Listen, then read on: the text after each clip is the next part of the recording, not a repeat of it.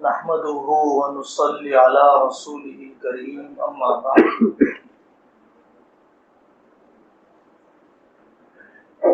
اللہ تعالیٰ آپ سب حضرات کی محنتوں کو قبول فرمائے۔ آپ جس وفاداری کے ساتھ، جس جانثاری کے ساتھ مولانا سے جڑے ہوئے ہیں اور جوڑ رہے ہیں، اور جو کارگزاریاں آپ کی سامنے آ رہی ہیں، اللہ تعالیٰ اخلاص بھی عطا فرمائے اور مستقل مزاجی بھی عطا فرمائے۔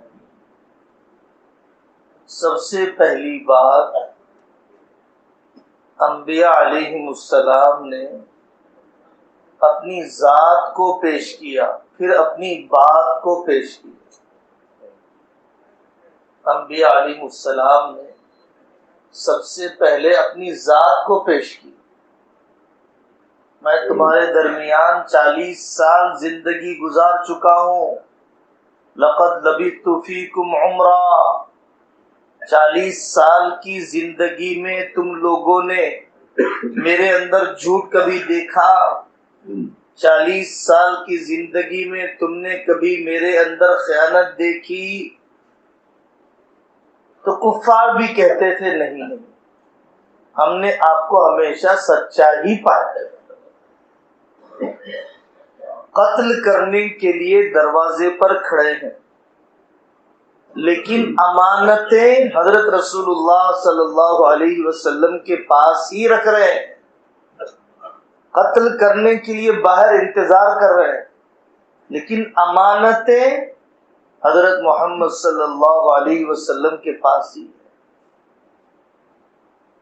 سب سے پہلی ایمان لانے والی کون ہے؟ حضرت خدیجۃ الکبریٰ رضی اللہ عنہا۔ آدمی اپنے آپ کو 3 لوگوں کے سامنے چھپا نہیں سکتا ہے، اپنی بیوی، اپنے دوست، اپنے خادم کے سامنے اپنی خامیاں، اپنے گناہ نہیں چھپا سکتا ہے۔ اور اگر یہ 3 لوگ کسی کے بارے میں گواہی دے دے کہ یہ آدمی اچھا ہے، بیوی گواہی دے دے، نوکر گواہی دے دے، چہیتا دوست گواہی دے دے کہ یہ آدمی اچھا ہے، اس کا مطلب یہ بہت حد تک کھرا انسان ہے، سلجھا ہوا انسان ہے۔ ہمارے حضرت محمد صلی اللہ علیہ وسلم کا ایک معجزہ یہ بھی ہے کہ انہی 3 لوگوں نے سب سے پہلے اسلام قبول کیا۔ حضرت خدیجہ رضی اللہ عنہا نے اسلام قبول کیا، حضرت ابوبکر صدیق رضی اللہ عنہ نے اسلام قبول کیا، اور حضرت علی، حضرت زید بن حارثہ رضی اللہ عنہم نے اسلام قبول کیا۔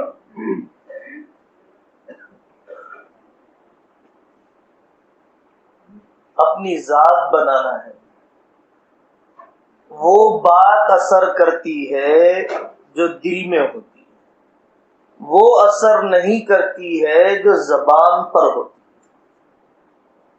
ایک مثال، راستے میں فقیر پکار کے جا رہے ہیں، اللہ اللہ اللہ، بچہ دوڑے ہوئے گیا، امی جی روٹی دیجیے۔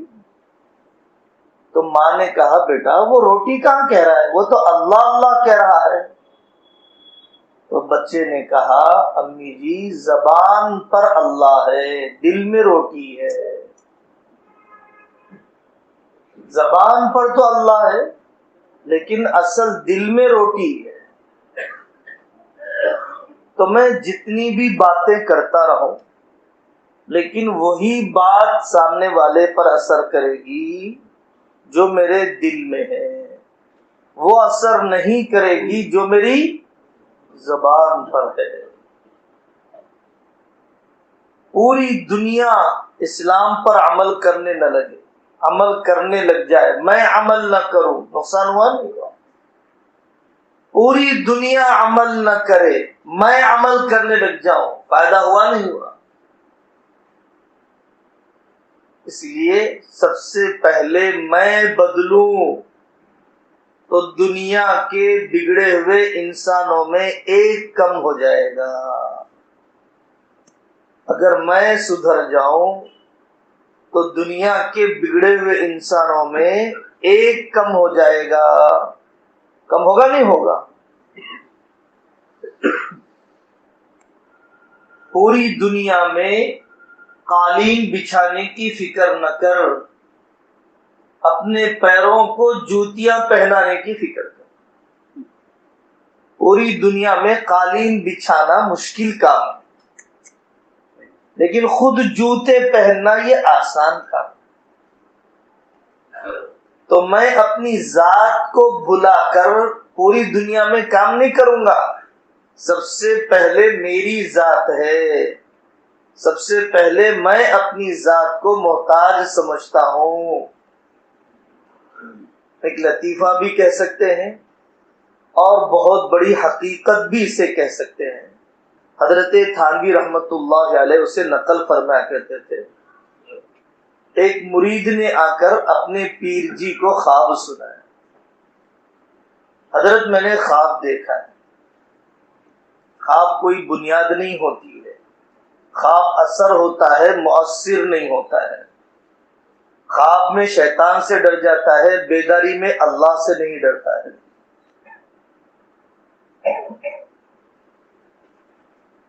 حضرت میں نے خواب دیکھا ہے کہ آپ کا ہاتھ شہد میں ڈوبا ہوا، شہد ہی شہد ہے، اور میرا ہاتھ نجاست میں ڈوبا ہوا، گندگی گندگی. تو پیر جی نے کہا بالکل صحیح ہے، میں ذکر میں رہتا ہوں، فکر آخرت میں رہتا ہوں، عشق الہی میں رہتا ہوں، اس لیے میرا ہاتھ تو نے شہد میں دیکھا، اور تو غفلت میں رہتا ہے، بے دینی میں رہتا ہے، حرص و لالچ میں رہتا ہے، اس لیے آپ نے اپنا ہاتھ نجاست میں دیکھا. تو اس نے کہا نہیں حضرت، میں نے آگے بھی خواب دیکھا ہے کہ آپ میرے ہاتھ سے کھا رہے ہیں، میں آپ کے ہاتھ سے کھا رہا ہوں. میں آپ کے ہاتھ سے شہد کھا رہا ہوں، آپ میرے ہاتھ سے نجاست کھا رہے ہیں. کیا مطلب ہے؟ میں نے دنیا والوں سے کہا فجر پڑھو، میں ہی فجر کو نہیں آتا ہوں. تو دنیا والے میرے ہاتھ سے شہد کھا رہے ہیں اور میں ان کی نجاست اور گندگی کھا رہا ہوں. میں نے دنیا والوں سے کہا گناہوں سے توبہ کرو، میں ہی چھپ چھپ کے گناہ کر رہا ہوں. میں نے کہا رشتے جوڑو اور میں رشتے توڑ رہا ہوں. میں نے کہا تجوید سے قرآن پڑھو، اب مجھے خود دعائے قنوت یاد نہیں، مجھے خود دعائے جنازہ یاد نہیں. حضرت مجدد الفسانی رحمت اللہ علیہ اپنے خلفاء اور مریدوں کو نصیحت کرتے تھے پارس کا پتھر مت بن. پہلے زمانے میں ایک پارس کا پتھر مشہور تھا، اور اس کے بارے میں یہ کہا جاتا تھا کہ پارس کے پتھر کو دوسرا پتھر لگ جائے تو سونا بن جائے گا، لیکن وہ پتھر کا پتھر ہی رہے گا. پارس کا پتھر نہ بن کہ دوسرے تو آ کے سونا بن جائے، تو پتھر کا پتھر رہ جائے. دوسرے آئے اپنی بیٹی کو مدرسے میں داخل کرائے، دوسرے ملے اور انہیں اپنے بچوں کو مدرسے میں داخل کرایا، دوسرے آئے اور انہوں نے اپنی بیٹیوں کی تربیت کی فکر کی. دوسرے تو آ کر میرے پاس سونا بنتے چلے گئے اور میں پتھر کا پتھر رہ گیا. اس کے لیے ہمارے جتنے ساتھی کام کر رہے ہیں سب سے پہلے اپنی اصلاح کی فکر کریں. صالح بنے بغیر آدمی مصلح نہیں بنتا.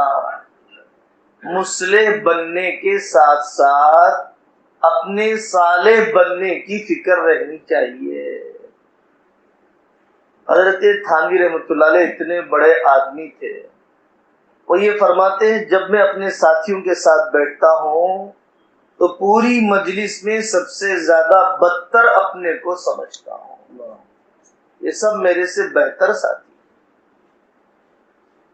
مولانا عمر صاحب پالن پوری رحمت اللہ علیہ فرماتے تھے، ہماری مثال ایسی ہے کہ ایک کتا نالی میں پڑا ہوا تھا، ایک کتا نالی میں پڑا ہوا تھا، تو وہاں سے بیل گاڑی جانے لگی۔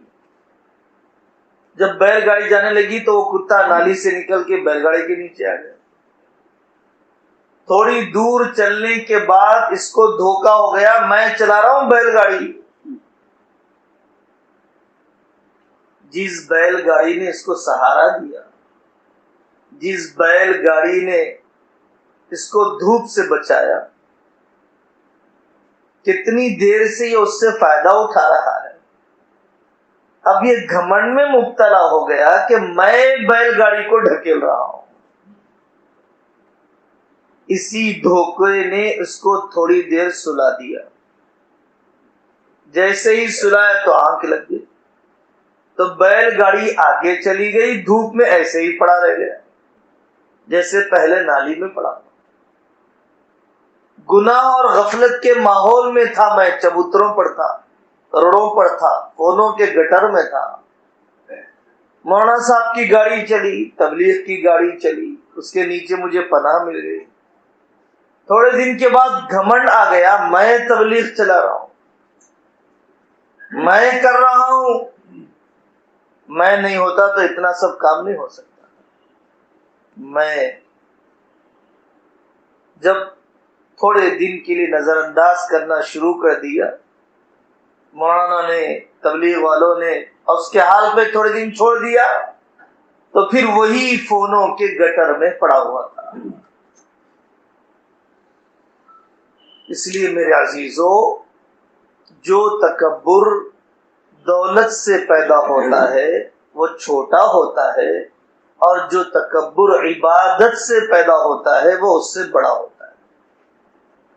جو تکبر کرسی سے پیدا ہوتا ہے اس سے توبہ کی توفیق کبھی مل جاتی ہے، لیکن جو تکبر ظاہری دینداری سے پیدا ہوتا ہے اس سے آسانی سے آدمی توبہ نہیں کر پاتا ہے۔ ہماری زندگی بدلے، ہمارے گھر والوں کی زندگی بدلے، ہمارا اپنے بہن بھائی سے رویہ بدلے، ہمارا اپنی بہو سے اخلاق بدلے، ہماری اپنی بیویوں سے زبان بدلے، اتنا کام مت کرو کہ گھر ٹوٹ جائے، اتنا کام مت کرو کہ ماں باپ ناراض ہو جائے۔ سب سے پہلے حق اللہ کے بعد جائز چیزوں میں ماں باپ کا ہے، دوسرا حق استاد کا ہے جس نے علم پڑھایا، تیسرا حق شیخ کا ہے، یہ علماء نے لکھا ہے۔ سب سے پہلا حق، گر فرق مراتب نہ کنی زندگی، فرق مراتب نہیں کریں گے تو شریعت باقی نہیں رہے گی۔ پوری شریعت نام ہے حقوق اور حدود کا، پوری شریعت نام ہے حقوق اور حدود کا۔ عملے کی زندگی بدلے، چھلکنا چاہیے۔ یہ مولانا یاسین صاحب سے تعلق رکھنے والا آدمی ہے، یہ تبلیغی جماعت میں جانے والا آدمی ہے، چھلکنا۔ ایک صاحب ٹرین میں سفر کر رہے تھے، ٹی ٹی کے پاس آئے اور آ کر کہا، صاحب جتنے کلو لگیج لے جانے کا الاؤڈ ہے اس سے زیادہ لگیج میں لے جا رہا ہوں، آپ پرچی کاٹ کے دیجیے۔ تو کافر ٹی ٹی نے کہا، لگتا ہے تم تھانہ بھون جاتے ہو۔ کافر ٹی ٹی نے کہا، لگتا ہے تم تھانہ بھون جاتے ہو۔ ان کے پاس، حضرت تھانوی کے پاس جانے والے لوگوں میں ایسا ہی ہوتا ہے، معاملات کی صفائی ہوتی ہے، ایسا محسوس ہونا کہ معاملات کی صفائی آ گئی۔ ہمارے پاس بعض مدرسے حضرت ہردوئی رحمۃ اللہ علیہ سے تعلق رکھنے والے، ہم ان کے پاس ملاقات کے لیے گئے، کچن کے ذمہ دار کے پاس گئے تو انہوں نے بتلایا کہ آج میرے کچن میں کتنے چاول کلو ہیں، کتنے کلو دال ہے، کتنی چھٹاک لونگ ہے، وہ بھی لکھا ہوا ہے۔ اگر آج میری موت ہو جائے تو کل جو یہاں پر کاؤنٹر سنبھالے گا اسے کوئی تکلیف نہیں ہوگی۔ پولیس ڈپارٹمنٹ میں تھے، حضرت شاہ ہردوئی رحمت اللہ علیہ سے دوستی ہوئی، تعلق ہوا، عقیدت ہوئی، اور انہوں نے فیض العلوم کا کام اپنایا۔ فیض العلوم میں مدرس بن گئے، مدرسہ ہے۔ اس کے بعد معاملات کی باریکیاں، معاملات کی صفائی ایسے ہوتی ہے۔ حضرت ہردوئی سے تعلق رکھنے والے لوگ قرآن پڑھا، قرآن سنا، ارے لگتا ہے سبیر الرشاد سے پڑھے، لگتا ہے گجرات کے کسی مدرسے سے پڑھے، لگتا ہے اپنے علاقے کے امام صاحب سے پڑھے۔ قرآن اتنا اچھا تو آپ نہیں پڑھ سکتے تھے، کتنا اچھا قرآن آپ پڑھ رہے ہیں۔ چھلکنا چاہیے، کام کرتے ہوئے چھلکنا چاہیے۔ ہمارے حضرت شاہ جمال الرحمان صاحب کے والد صوفی غلام محمد صاحب رحمۃ اللہ علیہ، ان کے چاہنے والوں میں جب اخلاقی بگاڑ آ جاتا تو بیوی کہتی بہت دن ہو گئے حضرت کے پاس گئے ہوئے، چلے جاؤ گھر، حضرت کے پاس جا کے آؤ، بیٹری ڈاؤن محسوس ہو رہی ہے، حضرت کے پاس جاؤ، لگتا ہے کہ چھری کند ہو رہی ہے، حضرت کے پاس جاؤ۔ عورتیں محسوس کرتی کہ ایک اللہ والے کے پاس جانے کے بعد ان کے تقوی کا لیول بڑھ جاتا ہے، اور ایک اللہ والے کے پاس نہیں جانے کی وجہ سے، بہت دن ہونے کی وجہ سے ان کے تقوی کی سطح گھٹ جاتی ہے، گر جاتی ہے۔ ساس بہو کے اندر اعتدال آ گیا، ابا جی کے پیر دبانے لگ گئے، پیسے کی بچت کرنے لگ گیا، چبوتروں پر بیٹھنا چھوڑ دیا۔ جب سے ہم نے مسجد کی آبادی کا کام کیا، جب سے MACC کا کام کیا، میرے بچے کے اندر تبدیلی آ رہی ہے، چبوترے چھوڑ دیے اس نے۔ ایک صاحب آئے، کہنے لگے صاحب میرے پاس اسمارٹ فون نہیں ہے، چھوٹا فون ہے، بس مجھے ضرورت نہیں ہے، میرا بریک قابو میں نہیں ہے، میں مزید گناہ میں پڑھ کے اپنی روح کو گندا کرنا نہیں چاہتا، میری بیوی مجھ سے ناراض ہے، میرا باس مجھ سے ناراض ہے، میرے ماں باپ مجھ سے ناراض ہے، میں فون بدلنے تیار ہوں، خود کو بدلنے تیار ہوں، لیکن یہ اچھے رشتے چھوڑنے کے لیے تیار نہیں۔ تو یہ سب سے پہلی بات ہے میرے عزیزوں، کہ اپنی ذات سے غافل ہو کر ہمیں کوئی کام نہیں کرنا ہے۔ پورا کوئلہ کنٹا کچھ کام نہ کرے، نماز نہ پڑھے، قرآن نہ پڑھے، یہ مجمع نماز پڑھے، یہ مجمع تجوید سے قرآن پڑھے، یہ مجمع اپنے گھروں کو مثالی بنائے، یہ مجمع اپنے خاندانی زندگی کو صحیح دینداری کے رخ پر لائے، یہ مجمع بیعت سے، سود سے توبہ کر کے بتلائے، کافی۔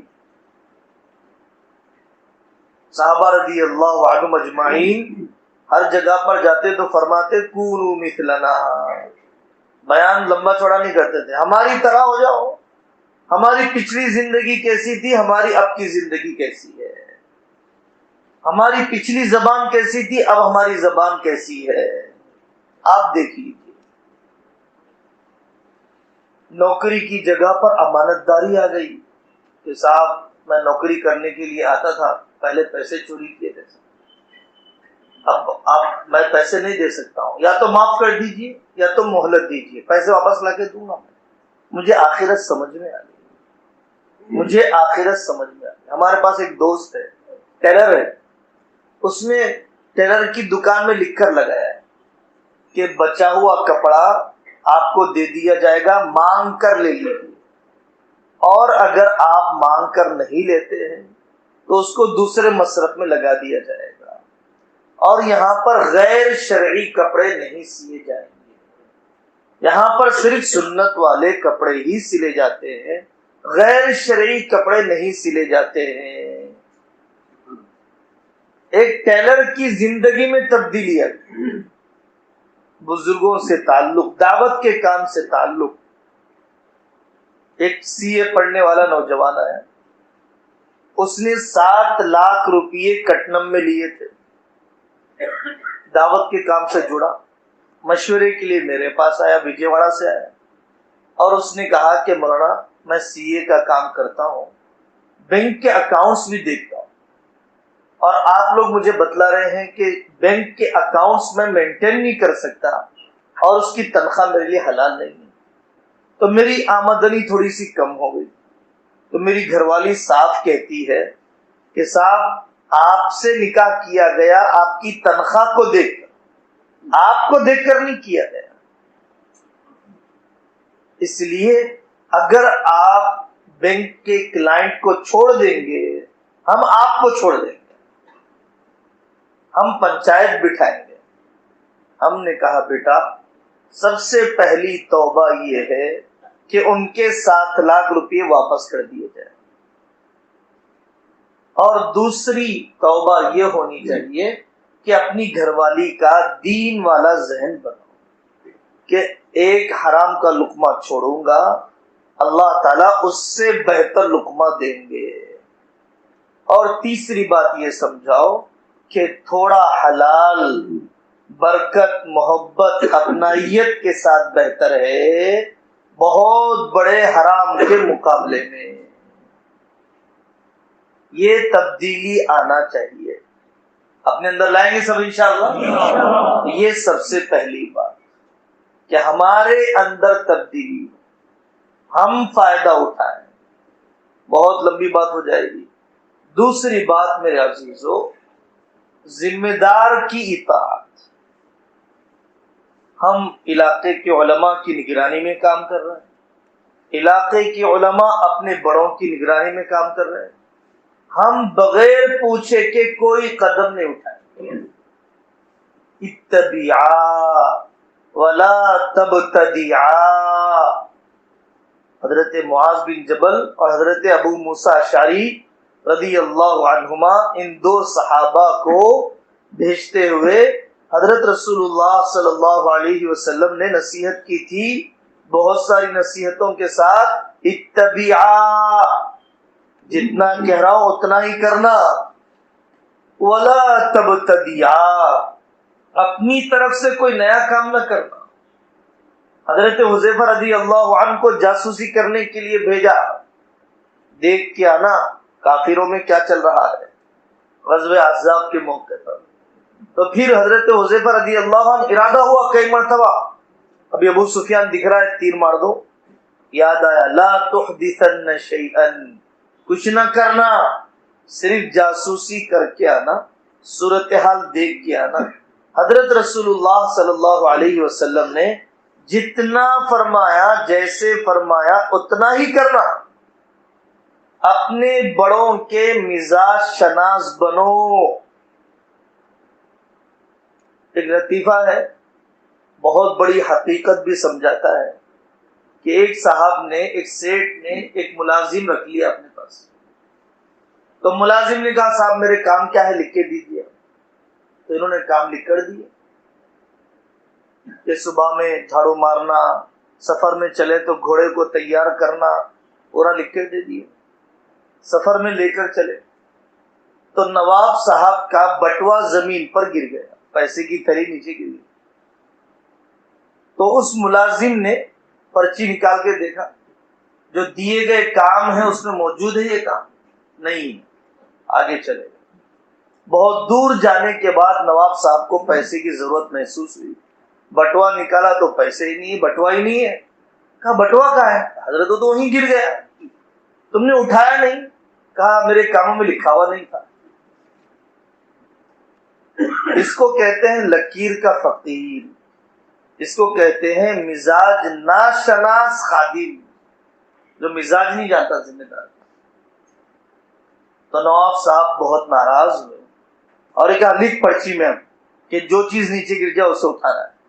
ٹھیک ہے سر، لکھ لیا، ایڈ کر لیا. تھوڑی دور جانے کے بعد جیسے ہی نواب صاحب ایک منزل پر پہنچے تو اس نے بڑی تھیلی میں گھوڑے کا پاخانہ جمع کر کے سامنے پیش کر دیا. بدتمیز یہ کیا کر رہے ہو؟ حضرت آپ نے لکھا ہے تو آپ نے تو لکھوایا کہ جو چیز نیچے گر جائے اسے اٹھانا. ایسا تو نہیں کریں گے کوئلہ کنٹا والے. دوسری مرتبہ جب آؤں تو بھی مڑا یاسین صاحب کہیں ایسے واقعہ سنانے لگ جائے. اپنے بڑوں کے مزاج شناس، اپنے بڑوں کی اطاعت. جس ساتھی کو جو کام دیا گیا، دین کا کوئی کام چھوٹا نہیں ہے، قبول ہو گیا تو ذرہ بھی پہاڑ ہے، مردود ہو گیا پہاڑ بھی ذروں کی حیثیت ہے. اللہ کی نظر میں سنانے والا بہتر ہے یا سننے والا بہتر ہے وہی جانتے ہیں. مؤذن کا مقام اللہ کے پاس کیا ہے، امام صاحب کا مقام کیا ہے، اللہ ہی جانتے ہیں. نورانی قاعدہ پڑھانے والے کا مقام، بخاری والے کا مقام کیا ہے، اللہ ہی جانتے ہیں. اس لیے کوئی آدمی اپنے دین کی خدمت کو ہلکی نہ سمجھے. ملت کا ہر فرد مقدر کا ستارہ ہے. مشین کا ہر پرزہ اہمیت رکھتا ہے. ایک نٹ بھی کم ہو جائے تو گاڑی میں آواز آنے لگ جاتی ہے.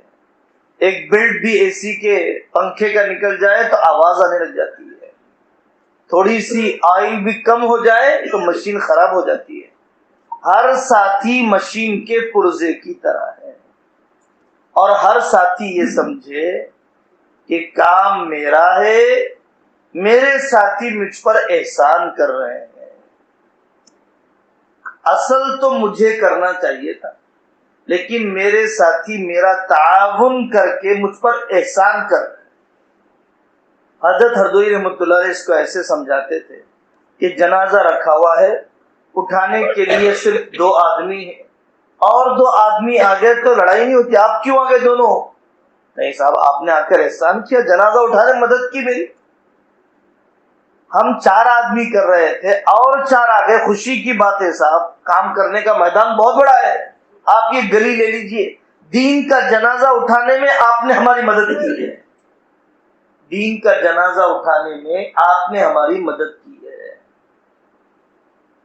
یاد رکھیے آپ،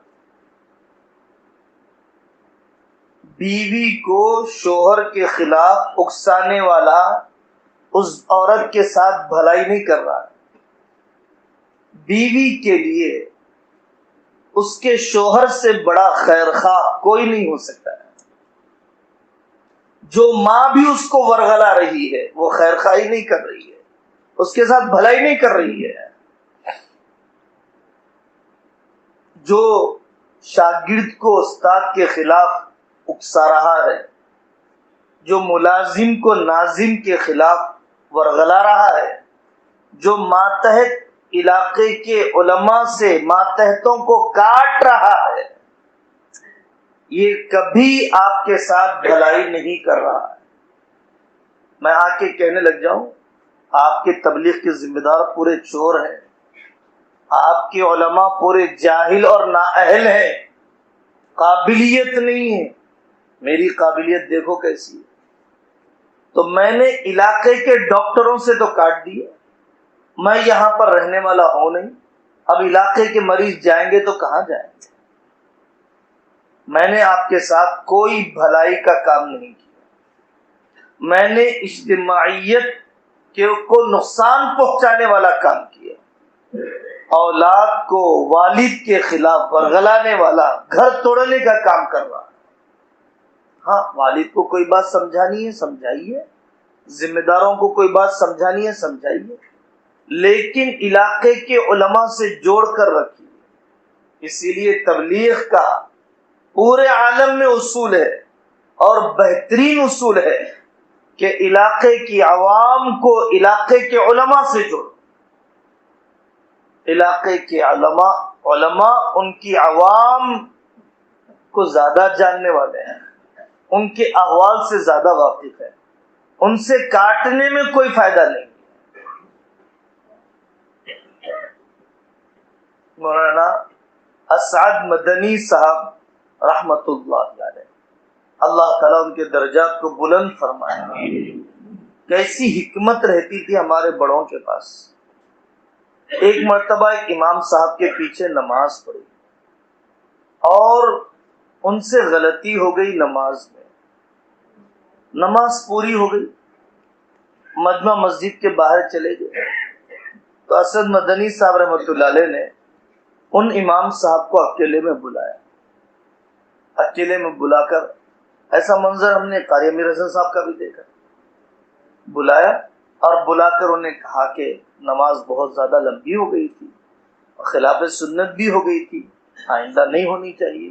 اکیلے میں سمجھایا پورے احترام کے ساتھ، بلکہ کبھی ہدیہ بھی دیتے تھے ہمارے اکابر، دینے کے بعد چلے۔ اگر برسر محفل ٹوکا جاتا تو علاقے کے مقتدیوں کا اپنے علاقے کے امام پر سے اعتماد اٹھ جاتا۔ ہم آئے تو ہیں تھوڑی دیر کے لیے، فساد چھوڑ کے چلے۔ دیکھو ذوالفقار صاحب فرماتے ہیں کہ عورت اگر چاہے تو بم سے بھی گھر نہ ٹوٹے، اور اگر عورت چاہے تو بال سے بھی گھر ٹوٹ جائے۔ بالاں بہت آتے ہیں کھانے میں، کیا کر رہی ہے تو؟ اسی پر ہو گیا پورا عملیات کی دکان کھل گئی پوری۔ بال کیوں آ رہے ہیں؟ اور تمہارے ہی بال آ رہے ہیں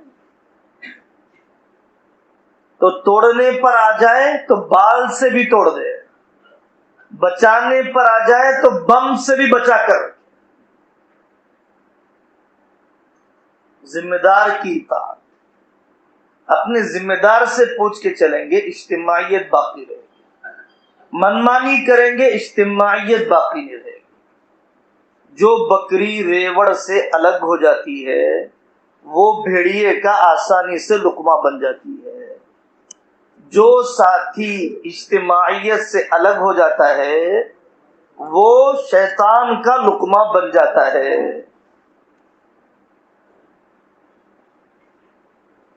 حج کا موقع تھا، حضرت عثمان رضی اللہ عنہ کا زمانہ تھا۔ حضرت ابوذر رضی اللہ عنہ، ظہر کی نماز میدان عرفات میں پڑھی جاتی ہے، ظہر اور عصر پڑھی جاتی ہے۔ حضرت عثمان رضی اللہ عنہ نے فرمایا کہ میں ظہر بھی 4 رکعت پڑھاؤں گا، عصر بھی 4 رکعت پڑھاؤں گا، کیونکہ حضرت عثمان رضی اللہ عنہ مسافر نہیں تھے، وہاں پر انہوں نے نکاح کیا تھا، مسافر نہیں تھے۔ حضرت رسول اللہ صلی اللہ علیہ وسلم نے ظہر کی نماز عرفات کے میدان میں 2 رکعت پڑھائی، عصر بھی 2 رکعت۔ حضرت ابوبکر نے، حضرت عمر نے سب 2 رکعت پڑھائی، سب مسافر تھے۔ حضرت عثمان نے کہا میں 4 رکعت پڑھاؤں گا، 4 پڑھاؤں گا۔ حضرت ابوذر نے، پرانے آدمی تھے، دلیلیں بتلائی کہ نہیں، ہاں تو 2 رکعت ہونی چاہیے۔ جب نماز کھڑی ہو گئی تو حضرت ابوذر رضی اللہ عنہ بھی حضرت عثمان کے پیچھے کھڑے ہو گئے۔ حیات الصحابہ کی 2 جلد کے شروع میں یہ واقعہ ہے۔ تو لوگوں نے حضرت ابوذر رضی اللہ عنہ سے کہا میرے بھائی، آپ کے پاس تو دلیل تھی، آپ پرانے ساتھی ہیں، آپ الگ جماعت بناتے، عثمان کے پیچھے کیوں پڑا، خلیفہ کے پیچھے کیوں پڑا؟ حضرت ابوذر رضی اللہ عنہ نے فرمایا کہ 2 رکعت زیادہ پڑھ لینا بہتر ہے الگ جماعت بنا کے فساد کھڑے کرنے کے مقابلے میں۔ 2 رکعت زیادہ پڑھنا پڑا ہے نا، وہ پڑھ لوں گا میں، 2 رکعت زیادہ پڑھ لینا یہ بہتر ہے الگ جماعت بنا کر فساد کھڑے کرنے کے مقابلے میں۔ الخلاف اشر، کہ 2 رکعت زیادہ پڑھنا بہتر ہے، فساد مچانا ہرگز بہتر نہیں ہو سکتا۔ جو لوگ اپنے علماء کے خلاف، اپنے پرانے ساتھیوں کے خلاف کسی تیسرے آدمی کے سامنے بات کرتے ہیں وہ فساد پھیلاتے ہیں، وہ امت میں دوریاں بڑھاتے ہیں، سامنے والے کو بہت بڑے خیر سے محروم کر دیتے ہیں۔ علماء کی غیبت بدترین گناہ ہے، عام ایمان والے کی غیبت ہی بہت بڑا گناہ ہے، پھر دیندار کی غیبت کتنا بڑا گناہ ہے۔ تو میں نے پہلی بات آپ سے کہا اپنی ذات کو بنا، اور دوسری بات میں نے آپ سے کہا کہ اپنے ذمہ دار کی اطاعت کے ساتھ کام کرنا ہے۔ اگر کوئی مناسب رائے ہے، آدمی اپنے ذمہ دار کو بتائے۔ ایک ساتھی دوسرے ساتھی کو نہ ٹوکے۔ بہو کو ٹوکتی ہے تو فساد کھڑا ہوتا ہے، اور ساس ٹوکتی ہے تو فساد کھڑا نہیں ہوتا ہے۔ امیر چھوٹا بھی ہو، ہمارا جماعتوں کو لے کر چلتے تھے، عمر میں بھی ہر اعتبار سے چھوٹے تھے۔ امیر ٹوکتا ہے تو فساد نہیں ہوتا۔ پرانا سا پرانا معمور بھی چھوڑتا ہے، پرانا سا پرانا معمور بھی ٹوکتا ہے تو فساد ہو جاتا ہے۔ ہر ساتھی دوسرے ساتھی کو نہ ٹوکے، اپنے ذمہ دار سے آ کر کہیں کہ امیر صاحب فلانے ساتھی سے جانے انجانے میں یہ چوک ہو رہی ہے، آپ انہیں اکیلے میں جب آپ مناسب سمجھیں اس ساتھی کی اصلاح کر دیجیے۔ اجتماعیت، بہت بڑے بزرگ فرماتے ہیں کہ ڈاکوؤں میں بدگمانی پیدا نہیں ہوتی، دین کی خدمت کرنے والوں میں بدگمانی پیدا ہوتی ہے۔ جتنے بڑے بڑے مافیا ہوتے ہیں اور جتنے بڑے بڑے چور ہوتے ہیں، وہ لوگ لکھت پڑھت کے بغیر کروڑوں کے معاملات کرتے ہیں، اور ہر ایک کو اطمینان ہوتا ہے کہ میرا حصہ مجھے پہنچ جائے گا۔ لیکن دین کا کام کرنے والوں کو دوسروں سے بدگمانی ہوتی ہے کہ پتہ نہیں مفتی صاحب نے کتنے بچا کے رکھ دیے۔ تو شیطان دین کے کام کرنے والوں میں بدگمانی کے ذریعے سے اجتماعیت کو نقصان پہنچانا چاہتا ہے، اور چوروں ڈاکوؤں کے درمیان اعتماد باقی رکھ کے ان کی بدکاری کو باقی رکھنا چاہتا ہے۔ بدگمانی نہیں، بدگمانی کرنا بھی غلط ہے، اور بدگمانی کا موقع دینا بھی غلط ہے۔ ہر چیز لکھت پڑھت میں رہے، ہر چیز جو مناسب ہے مشورے میں آئے، اور ساتھیوں کے سامنے کہا جائے، دی گئی ذمہ داری کو پورا کیجیے۔ ترقی کا راز، ترقی کا راز، ترقی کا راز ایک ہی ہے، دی گئی ذمہ داری کو پورا کیجیے۔ آپ کو کام دیا گیا ووٹر آئی ڈی کارڈ کا، ووٹر آئی ڈی کارڈ کا کام کیجیے۔ آپ کو کام دیا گیا پیسے وصول کرنے کا، وظیفوں کے لیے آپ پیسے وصول کیجیے۔ آپ کو کام دیا گیا ایجوکیشنل فیلڈ میں کرنے کے لیے، ایجوکیشنل فیلڈ میں کام کیجیے۔ دیا گیا کام پورا کرنے سے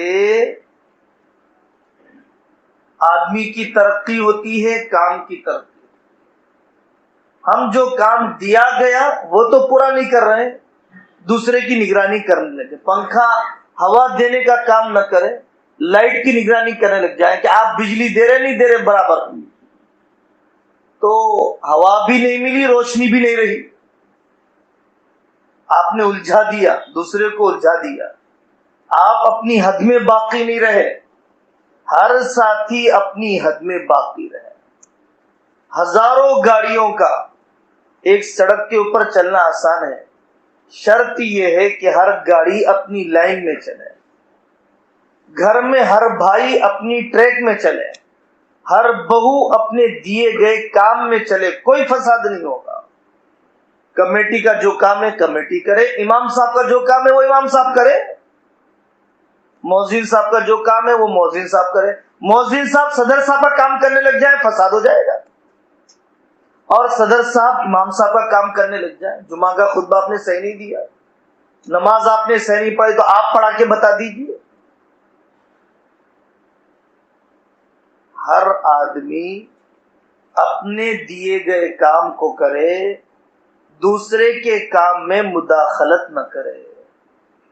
یہ اجتماعی کام کو چلانے کا، آباد کرنے کا طریقہ ہے۔ ہر حال میں جمنا ہے۔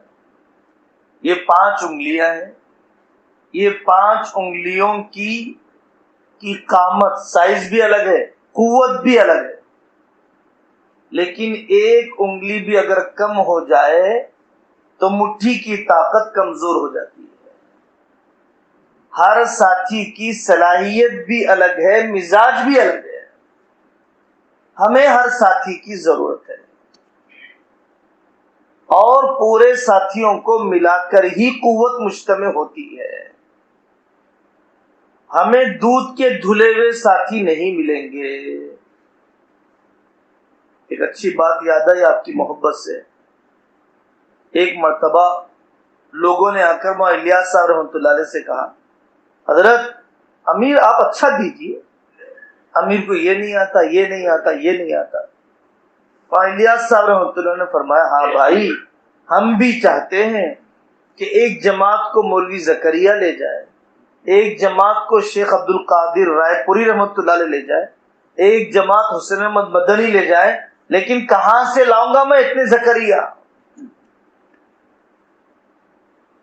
موجود کی قدر کرو، مطلوب کی دعوت دو۔ موجود کی قدر کرو، مطلوب کی سطح جہاں تک جانا ہے اس کی دعوت دو، اس کی ترغیب دلاتے رہو، قناعت کا مزاج باقی نہ رہے۔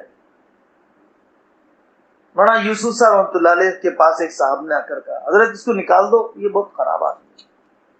مولانا یوسف رحمۃ اللہ علیہ نے فرمایا، بھائی میں بھی ایسا ہی ہوں، میرے ساتھی بھی ایسے ہی ہیں، دعا کرو جو خوبیاں ہیں وہ رہ جائیں، جو خامیاں ہیں نکل جائیں۔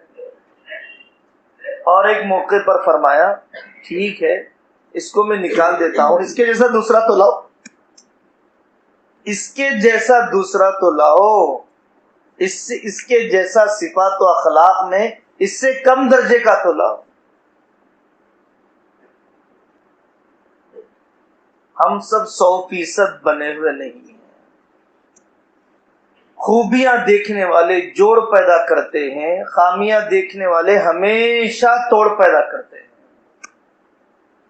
جب گاڑی پیچھے ہو جاتی ہے تبھی سامنے والی گاڑی کے عیب نظر آتے ہیں، اور جو گاڑی برابر چلتی ہے اس کو بازو والی کے عیب نظر، اور جو آگے چلتی ہے اس کو پیچھے والے کے عیب نظر۔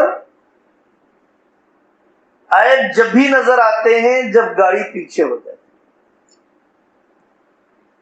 اس گاڑی پر کیا گندگی ہے، اس کو کتنا گوبر لگا ہوا ہے، اس پہ کیا چھینٹے اچھلے ہوئے ہیں۔ یہ سمجھ کے چلنے والے کو اللہ استقامت دیتے ہیں کہ میرے سب ساتھی چاول ہیں، میں کنکر ہوں، ان کی وجہ سے میں بھی تل رہا ہوں۔ یہ سمجھنے والوں سے اللہ آخری سانس تک کام لیتے ہیں۔ مولانا انعام الحسن صاحب رحمۃ اللہ علیہ سے ایک صاحب نے پوچھا، حضرت اتنی لمبی لمبی دعا کرتے رہتے ہیں، آپ کیا دعا کرتے ہیں؟ تو مولانا انعام الحسن رحمۃ اللہ نے فرمایا، بھائی یہ دعا کرتا ہوں کہ اے اللہ انعام الحسن کے شر سے اس کام کی حفاظت فرما، میرے شر سے اس کام کی حفاظت فرما۔ جن کے ذریعے سے اللہ نے پوری دنیا کا بھلا کر دیا، ہمارا بھلا کر دیا، اللہ اس خاندان کو بہترین بدلہ عطا فرمائے، وہ یہ سمجھتے ہیں کہ ہمارے شر سے ان کی حفاظت فرما۔ ہم 1-2 سال سے نماز پڑھنے لگ گئے، 10-12 سال سے تہجد میں کبھی اٹھنے لگ گئے، ہم انتظار میں بیٹھے، ہم وہی آئے گی، جبرائیل علیہ السلام آئیں گے۔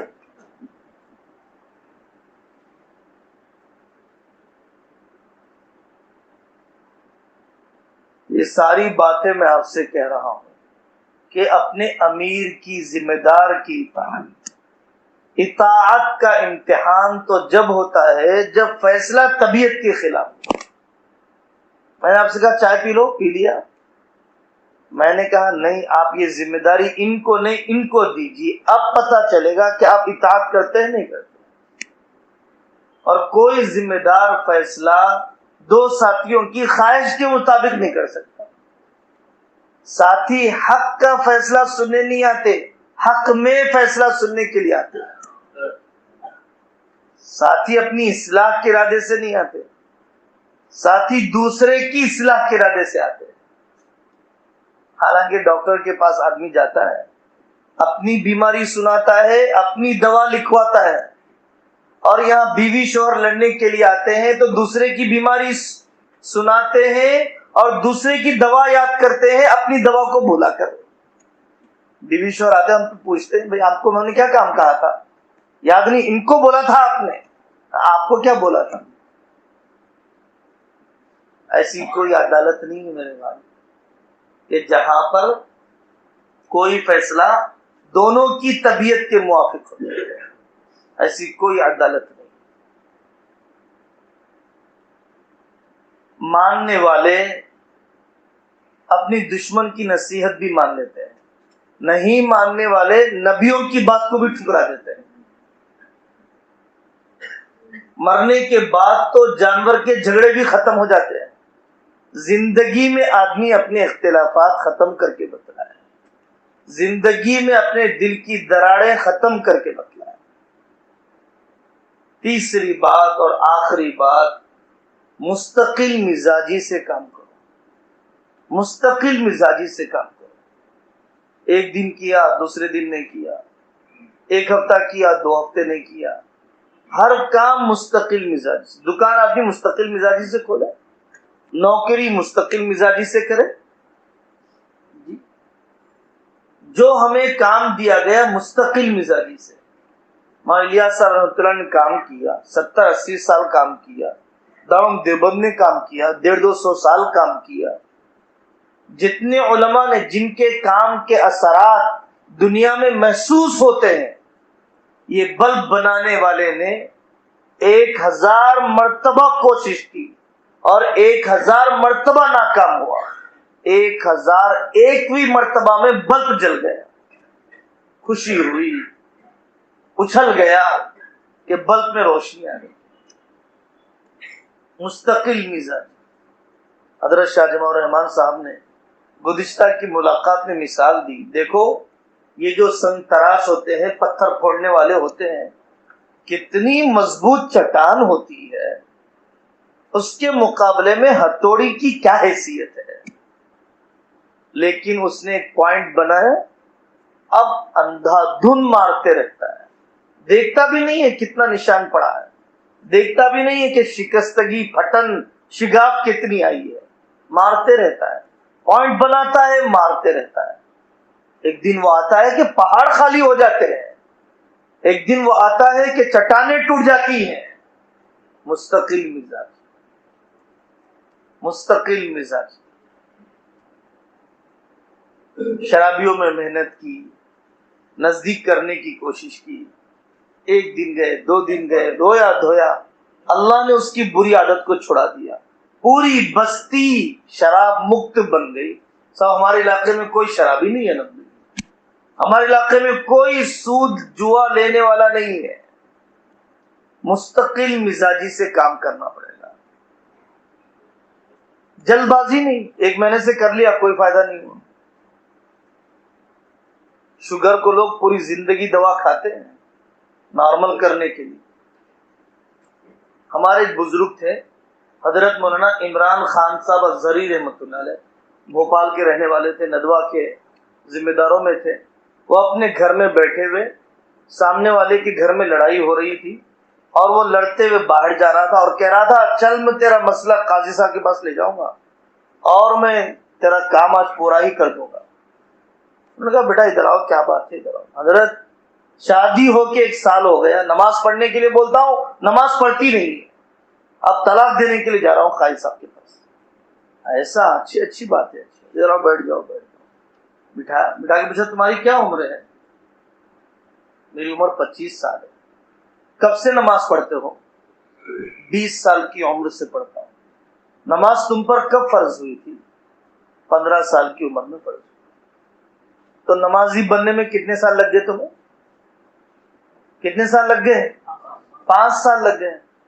کتنے علماء کے بیانات سنے 5 سال میں؟ کتنے تبلیغ والے آئے اٹھانے کے لیے؟ کتنی مسجد اور جماعتیں پہنچی تمہارے پاس؟ تب جا کر 5 سال میں آپ نمازی بنے ہیں، اور اپنی بیوی کو نہ محبت دیا، نہ تعلیم کی، نہ ذہن بنایا، نہ صحبت میں بٹھایا، نہ دعوت میں لے گیا، اب یہ چاہتا ہے کہ 1 سال کے اندر یہ نمازی بن جائے۔ تدریج، دعوت کا اصول ہے تدریج۔ حضرت محمد صلی اللہ علیہ وسلم کی خواہش تھی کہ کعبۃ اللہ حضرت ابراہیم علیہ السلام نے جیسا بنایا بن جائے، 2 دروازے ہوں، زمین سے لگا ہو، حتیم کعبے کے اندر ہو، لیکن پوری قوم ناراض ہو جائے گی اگر میں کعبے کو توڑوں گا۔ ابھی اس کا قبضہ بھی نہیں ہوا، کعبہ توڑنے لگ گیا۔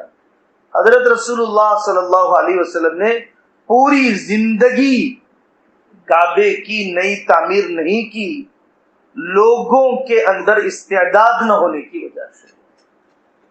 شراب پہلے دن نہیں چھڑائی گئی، اللہ نے بھی تدریجاً چھڑوایا ہے۔ حج کی تاریخ بدل دیے تھے، عجیب لوگ تھے، جن دنوں میں حج کرنے کو جی چاہتا وہی مہینہ حج کا بنا دیتے، کیلنڈر پورا بدل دیا گیا تھا۔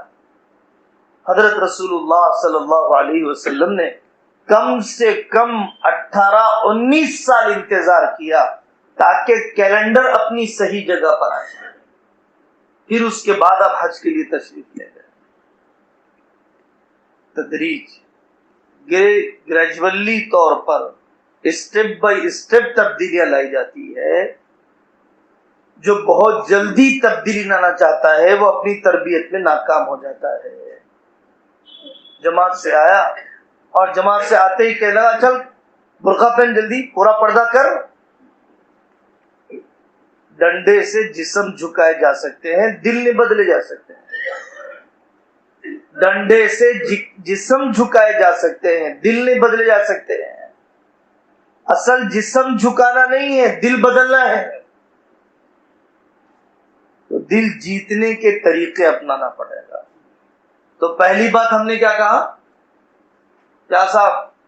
پہلی بات اپنی ذات کو بنانا ہے، اور دوسری بات ذمہ دار کی اطاعت کرنا ہے، تیسری بات مستقل مزاجی سے کام کرنا ہے۔ ان 3 چیزوں کو لے کر ہم آگے بڑھیں گے، اللہ تعالیٰ ہم کو ضرور کامیاب کرے گا۔ سب کریں گے نا انشاءاللہ؟ اللہ تعالیٰ ہم سب کے لیے آسان فرما دے، ہم سب کو قبول فرما لے۔ اب تک جو محنتیں ہوئی ہے اللہ تعالیٰ اسے بھی قبول فرما لے، اور ہماری صلاحیتوں کو اس کے لیے قبول فرما لے۔ یاد رکھو، سب سے بڑا جھوٹ یہ ہے کہ میرے پاس وقت نہیں۔ سب سے بڑا جھوٹ یہ ہے کہ میرے پاس وقت نہیں۔ گیم کھیلنے والے کہاں سے آ گئے؟ گیم دیکھنے والے کہاں سے آ گئے؟ معمولی سے معمولی کامیڈی کے ویورز کروڑوں کی تعداد میں۔ طارق جمیل صاحب کے بیان کے ویورز بھی اتنے نہیں ہیں۔ سب سے بڑا جھوٹ میرے پاس وقت نہیں۔ وقت ہے، قسمت نہیں ہے کہ تیرا وقت اللہ کے کام کے لیے قبول نہیں ہوا۔ چبوتروں میں لگا، بازاروں میں لگا، فون میں لگا، اللہ کے کام کے لیے نہیں لگا۔ آخری بات بول رہا ہوں، بہادر یار جنگ رحمت اللہ علیہ دکن کے بڑے خطیب تھے۔